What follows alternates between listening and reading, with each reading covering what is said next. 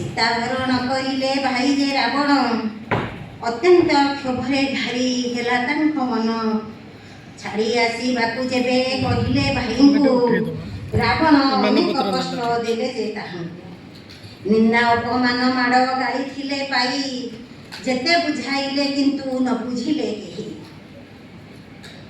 ରାମଙ୍କ ପାଦରେ ଶେଷେ ଶରଣ ପଶିଲେ, ଗୃହଶତ୍ରୁ ବିଭୀଷଣ ଜଗତ କହିଲେ। ରାବଣଙ୍କ ମୃତ୍ୟୁଭେଦ ଏକା ଜାଣିଥିଲେ, ଦରକାର ବେଳେ ସିଏ ରାମଙ୍କୁ କହିଲେ। ତେବେ ସିନା ଦଶମନ ହୋଇଲେ ନିହତ, ନୋହିଲେ କି ରାମଚନ୍ଦ୍ର ହୁଅନ୍ତେ ସମର୍ଥ। ଭ୍ରାତାବନ୍ତେ ଲଙ୍କାରେ ସେ ହୋଇଲେ ରାଜନ, ଭାଉଜଙ୍କୁ ବିଭା ହୋଇ କରିଲେ ଶାସନ। ଚିରଞ୍ଜୀବୀ ହୋଇ ସେହି ହୋଇଲେ ଅମର, ରାମ କୃପା ବଡ଼ୁ ଭକ୍ତ ମଧ୍ୟ ଗଣାବୀର। ପ୍ରତିଦିନ ଜଗନ୍ନାଥ କରି ଦର୍ଶନ, ଖାଦ୍ୟ ଗ୍ରହଣ କରନ୍ତି ଭକ୍ତ ବିଭୀଷଣ।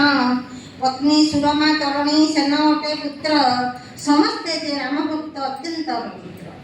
ସପ୍ତ ଚିରଞ୍ଜୀବୀ ମଧ୍ୟ ଅଛି ତାଙ୍କ ନାମ, ରାମ ଭକ୍ତ ବିଭୀଷଣ ସବୁଠାରେ ମାନ୍ୟ। ରାମ ଭକ୍ତ ବିଭୀଷଣ ସବୁଠାରେ ମାନ୍ୟ। ରାମ ଭକ୍ତ ବିଭୀଷଣ ସବୁଠାରେ ମାନ୍ୟ।